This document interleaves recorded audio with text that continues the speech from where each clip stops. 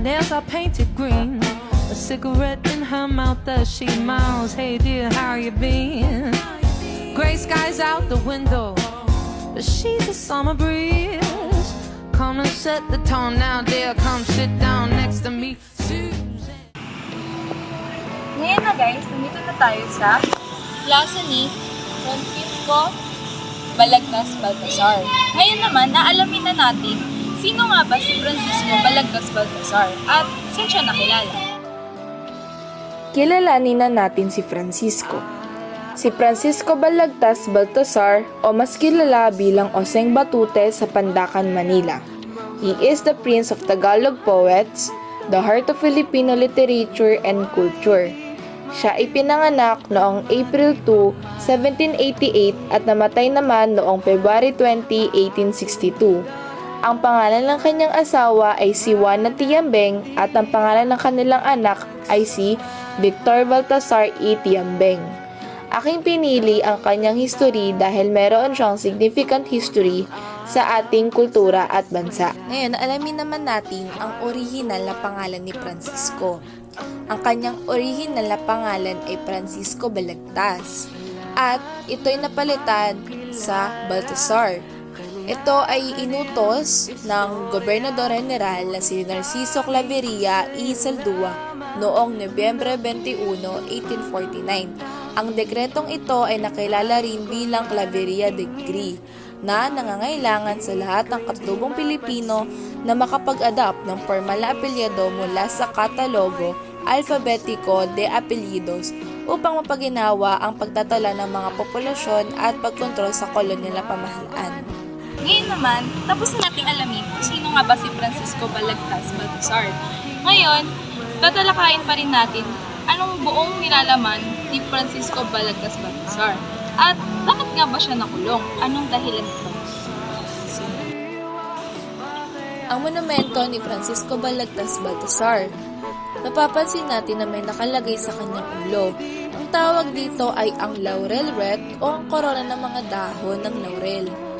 Ito ay nagpapahiwatig ng literary genius at ambag sa panitikan. Kilala sa pagiging author ng kanyang mga epic poems at isa sa mga kilalang gawa niya ay ang Florante at Laura, na siyang naging inspiration noong henerasyon nila during the Spanish time. Dako naman tayo sa Pandacan. Pandacan is one of the Manila's oldest districts. Ito ay na-establish noong Spanish era as Franciscan Mission. Sa Pandacan, nakilala si Francisco Balagtas Baltasar noong 1835, nang siya ay lumipat roon sa edad na 47 years old. Dito niya na nakilala ang bumighani sa kanyang puso na si Binibining Maria Asuncion Rivera o ang kanyang tinutukoy na Celia Omar sa kanyang naging tula.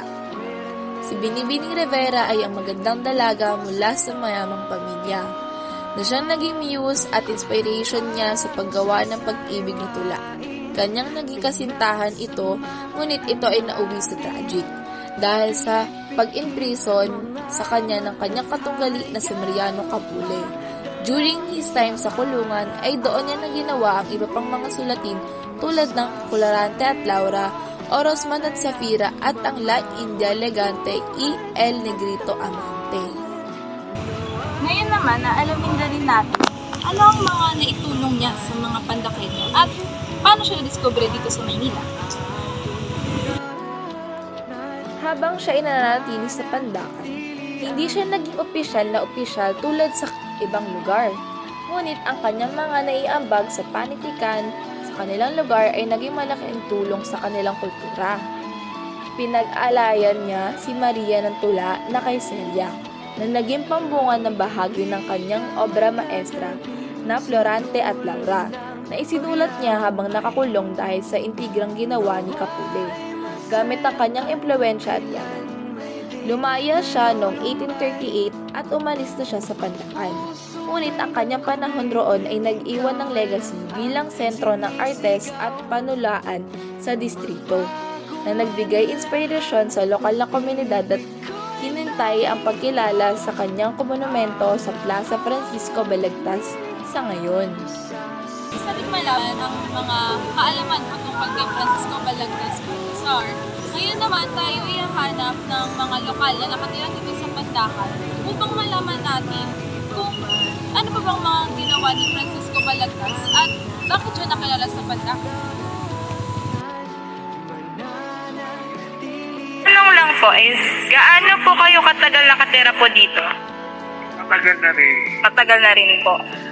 Ano po yung pagkakilala nyo kay Francisco Balagtas? Parang ano din siya, yung parang magaling yata dito, sulat-sulat yan eh. Kasulat po. Oo. Ano po yung sikat na nasulat niya? Hindi ko alam, kasi maybe meron din siya pa sa Balagtas Bulacan na. Diba? Durante at Laura po. Ano po yung kadalasang ginagawa po dito sa plaza? Yung mga, ano po bang... Nga, namamasya lang. Parang gano'n, magkukwestuhan. Oo. Wala, may mga event po ba dito na nangyari? Bihira, kunyari may anniversary na. Okay. Yun lang, ganun lang siya ng ano. Kunyari, pangalawa ni Balagtas yun, pupunta. Thank you po. As I walk around here, you can still feel the spirit of the Makata. From his love story to his imprisonment to today's gathering, it's a reminder na ang art at history ay nag-shape pa rin ng identity ng bawat tao. So if you're really into culture, this is must-visit place and also marami rin kayo makikitang iba pang mga history ng Pandakan.